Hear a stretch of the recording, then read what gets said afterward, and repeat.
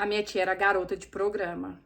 Isso era um grande problema na nossa família, porque além dos meus avós não aceitarem isso, expulsaram a minha tia de casa por conta disso, a minha mãe, os meus tios, ninguém também aceitava e tratava a minha tia com preconceito. Pra vocês terem uma ideia, tanto a minha mãe quanto os meus tios, eles não gostavam que a gente conversasse com a minha tia, porque na cabeça deles isso ia influenciar. Na cabeça deles, a minha tia ia ensinar os sobrinhos dela, criança, que eles deveriam seguir a carreira dela. Uma vez eu lembro que a minha mãe me deixou na casa da minha avó, não lembro ao certo o que ela ia fazer. Eu sei que eu deveria ter assim uns 8 anos. E a minha tia chegou. E nisso a minha tia ficou brincando comigo, conversando, porque ela sempre foi assim, sabe? Ela sempre gostou de criança. E aí ela falou assim pra mim, vamos no mercado comprar uma bolacha? Eu, uma criança, claro que eu fui. Quando a gente voltou, que a gente chegou na casa da minha avó, a minha mãe já tava lá esperando. Ao invés da minha mãe brigar com a minha tia, porque a minha tia era a adulta da situação, não, ela me usou para poder atingir a minha tia. Ela começou a me bater. E aí minha tia não aceitou, entrou no meio, as duas começaram a se engalfinhar. Foi uma baixaria de costume da nossa família. Porque assim, na nossa família, sempre que tentava fazer alguma coisa, um almoço, um churrasco, acabava em baixaria. E todo mundo sempre ficava contra a minha tia, porque assim, ela era GP, né? Então não importava a situação, ela sempre era errada. Aos meus 13 anos de idade, eu fui por uma pessoa muito próxima, muito próxima mesmo. E aí eu fui falar com a minha mãe, né? Eu fui tentar conversar e contar pra ela. No meio da conversa, a minha mãe falou assim, para que eu não quero saber. Segundo ela, ela tinha medo que eu contasse quem era a pessoa e fosse alguém muito próximo a ela, alguém que ela amasse muito. Aquilo me destruiu de um tamanho, porque na minha cabeça é como se a minha mãe amasse mais essa pessoa, mesmo sem saber quem era, né, do que a mim, ao ponto de querer proteger mais essa pessoa do que a mim, que tinha 13 anos, né? E era, no caso, sou filha dela.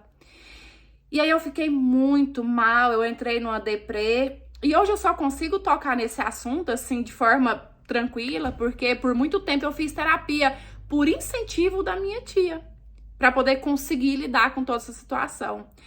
E aí eu fiquei muito mal, eu entrei numa deprê, eu comecei eu trancava no meu quarto e os meus braços era só cicatriz. Aí um dia eu encontrei a minha tia e ela notou as marcas no meu braço e ela falou assim pra mim, quem fez isso com você? Sabe o apoio que eu queria ter recebido da minha mãe? Então, eu desabei a chorar e eu contei pra minha tia o porquê das marcas no meu braço. E ela falou assim, o que você quer fazer? Você quer ir na delegacia? A gente vai agora. Mas aí eu comecei, a minha cabeça começou a passar coisas assim muito rápido, sabe? Por a pessoa ser muito próxima mesmo, vocês não têm ideia. Eu comecei a sentir culpa, porque eu pensei assim, e se eu for e essa pessoa ser presa, a culpa vai ser minha. Então eu não quis. E é uma coisa que eu me arrependo muito. Hoje eu penso assim, que se eu pudesse voltar atrás e mudar alguma coisa, com certeza seria isso. E aí eu falei pra minha tia que a única coisa que eu precisava era conversar, porque eu tava muito mal. Mas a minha tia não deixou baixo, não.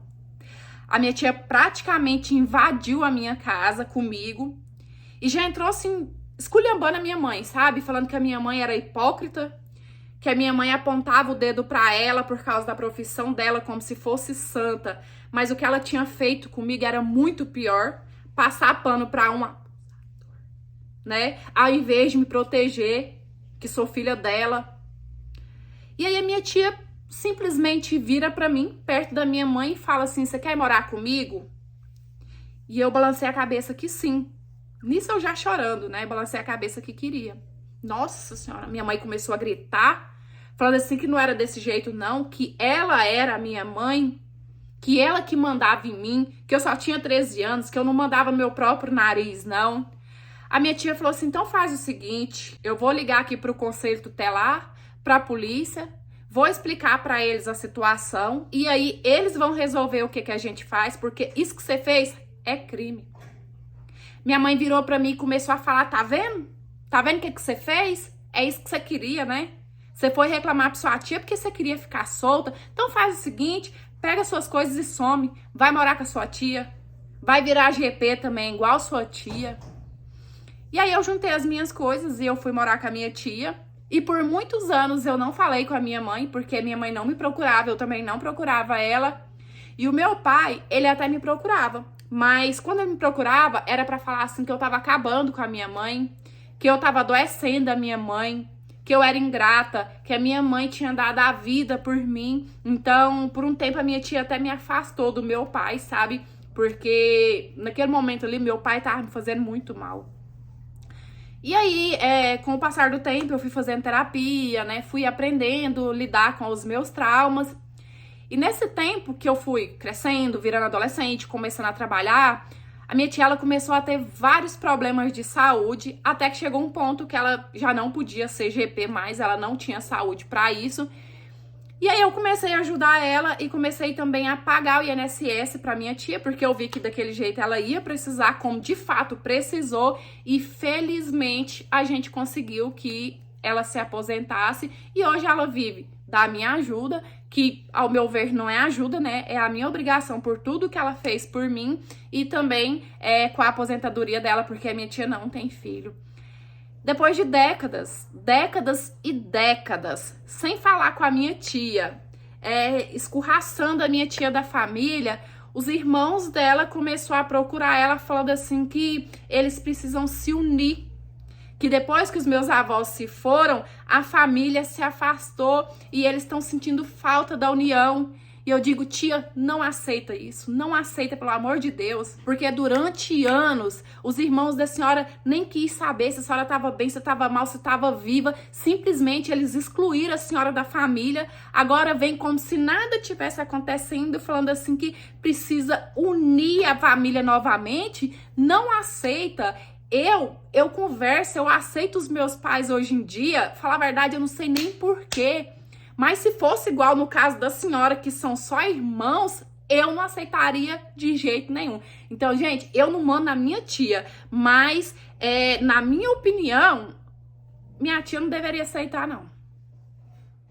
Oi, meus amores, tudo bem aí com vocês? Eu espero que sim. A parte dessa história que mais me deixou revoltada foi a parte que a mãe negligenciou proteger a sua própria filha, né? Que ela preferiu se fazer de cega, de surda, do que ouvir a verdade e tomar uma atitude. Então, eu venho falar com vocês, mãe, pais, pelo amor de Deus, ama e proteja o seu filho acima de tudo. Seja lá qual foi a pessoa que causou isso ao seu filho, à sua filha, procura a polícia. Tenta o mínimo possível fazer justiça pelo seu filho, porque só quem passa por um trauma desse entende, né? Ainda mais quem passa por um trauma desse e não tem para quem pedir apoio, não tem para quem pedir proteção. Então, dessa história foi a parte que mais me deixou revoltada. Ainda bem que ela teve essa tia para poder fazer o papel que a mãe dela não fez, né? No mais, é isso. Eu espero que vocês tenham gostado de mais interpretação de hoje. Curte, comenta, compartilha, porque assim cada vez a gente cresce mais. E se você quiser me enviar a sua história para eu ler, analisar e de repente ela aparecer aqui, vou deixar o e-mail aí na sua tela. É por lá que eu recebo e eu conto com a sua história, tá certo? É isso. Um beijão. Fica com Deus, fique em paz. Até os próximos. Tchau. Fui!